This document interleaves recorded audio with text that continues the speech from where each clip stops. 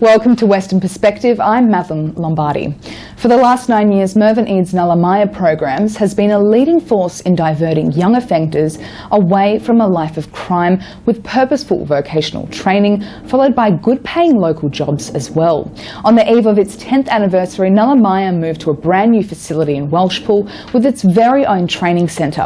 Western Perspective was given an exclusive tour of the new facility 6 weeks before its official opening day in December. The Ngalla Court Training Centre, when jointly with Ngalla Maya Aboriginal Corporation.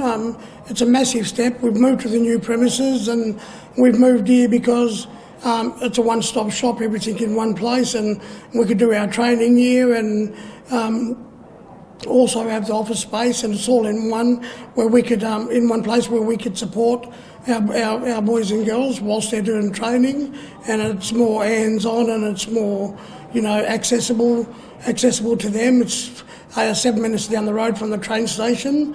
Yeah, but I like to move, and it's, I was in the other building for nearly 9 years, and yeah, I needed a change. But this is something that I've always, you know, wanted to do. Ngalla Court also works on rehabilitating prisoners as well as providing job opportunities for young people.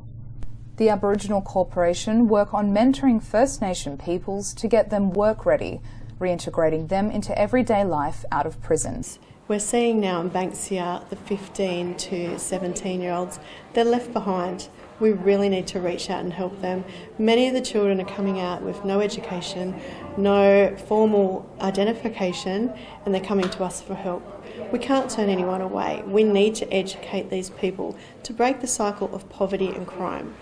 These children and adults are not in there because they were born this way. They're not in any prison because they were born this way. They're built this way from the lifestyle that they were born into. So survival, learning to eat, and this graduates and graduates until they go into Casuarina and Hakea prison.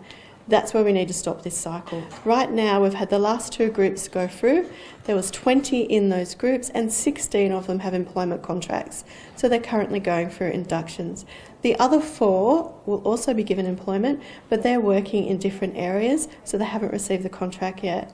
So that's 100% employment and education and safety that we're teaching, just to bring up that one person. But that one person has that trickle effect. So that trickles down to the cousins, the nephews, the aunties, the children. So that's what we're trying to do. Just get the word out there that we're here to support you. The Ngalla Court program has achieved amazing feats, with having some students completing coursework within 10 days and getting a job straight after. In just 10 days, trainees can get their construction ticket and qualifications to work at mine sites through Ngalla Maya industry connections and relationships which have been built over the last 9 years.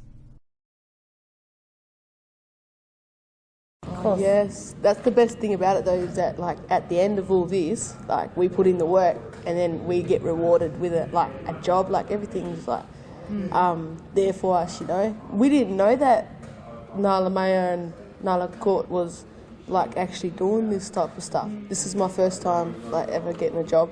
So I've been trying to get on the mines for a few years now, and I've never had this opportunity.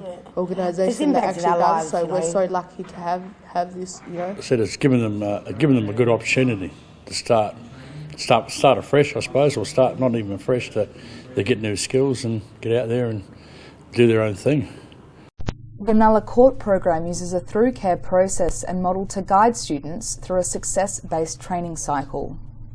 This was always the goal, to have something of our own, a training centre where we could deliver to our own people in our own way, because the best deliverers to our people is us, and more of this should be done right across the country.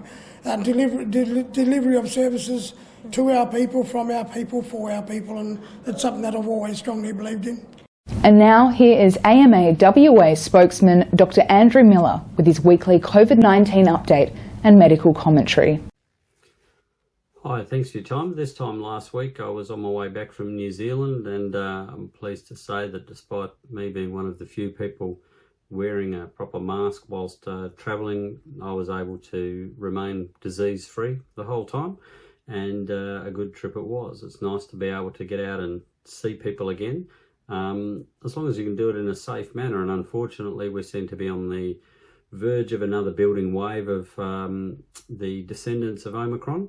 And even though the XBB variant of the virus is more different to Omicron than Omicron was to the original Wuhan version of the virus, they're not giving this a new name. And that may be partly for political reasons. There are some politicians who want to pretend that the issues with COVID are all over. But it means that we're entering into a big wave now, probably with little response from the governments other than to say, well, you've got to look after yourselves, unless we get to a situation where the health system is really nearing collapse. And unfortunately, the capacity of the health system has been reduced because staff have become sick and staff have left, and it's not a very nice place to work anymore because of the pressure that the whole system is under.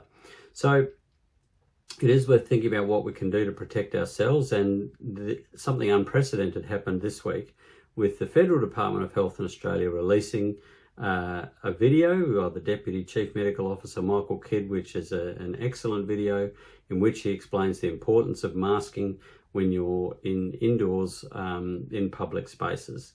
And this is a sign, firstly, that the government have accepted and are prepared to talk about the airborne spread and need for airborne controls, 2.5 years into this pandemic. They're now promoting the importance of breathing clean air, which is really an important thing. Secondly, it means they're worried. They wouldn't be doing this if they didn't think that there was a big number of cases on the horizon. So unfortunately, we do need to prepare, but the good news is we know what to do. It's not that difficult. We just have to wear a mask when we're out and about indoors in crowded locations. I certainly wear one when I go into a cafe or the supermarket. I choose to sit outdoors when I can. And if I was to be on public transport or in an enclosed vehicle with other people who I don't know, then I would be wearing an N95 mask. The ones with the ear loops are okay, the KN95s, but even better to get the ones with the head straps around the back of the head. They're more comfortable and they're more effective at forming that tight seal around the face, which is what you need to stop tiny little viruses sneaking in around the side when you breathe in. We also need to be up to date with our boosters, so if you've been haven't found the time yet to get that third or fourth shot, as large parts of the population haven't, unfortunately, then now would be a good time to do that. And also to put pressure on the politicians asking why we don't yet have vaccine for our under fives like they do in places like the US and Canada and Singapore to protect them from this virus. We're starting to see reports of it causing damage to immune systems, so that it's more likely that kids will get other infections in a more severe way after they've had COVID. So far from building up some kind of strength in their immune system, this actually weakens it. And we've seen that with other viruses before, things like measles and HIV being the famous example, but it seems as though COVID's doing the same thing. So prevention, better than cure. Your grandmother knew the answer to that question. Stay safe out there, and also have a plan with your GP for getting hold of some antiviral oral medication should you become unwell with COVID-19. Thanks for your time. That's Dr. Andrew Miller, and now a brief weather update. It's been a warm day today as the mercury got close to the 30s, but it won't last during the week as the forecast shows we will hover in the low 20s during the daytime and low 10s during the nighttime. 22 on Monday, 23 on Tuesday and Wednesday, partly cloudy on Thursday with 20 degrees in the daytime before an overnight low of 11 degrees.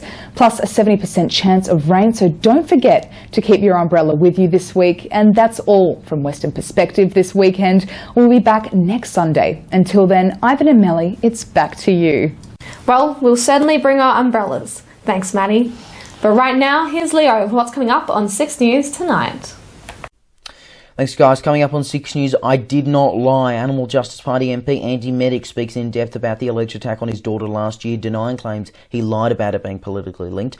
50 independent candidates about to challenge Dan Andrews in his seat of Mulgrave, the extraordinary proposal that could produce the longest lower house ballot paper ever in Australian history. And blue skies in New South Wales, but the flooding is not stopping people told to bore their water. Emergency warnings in place and rescue operations underway. You can see full details on that stories and plenty more by heading to our YouTube channel. Just search 6 News AU to find us, or head to our website 6newsau.com. For now, guys, it's back to you.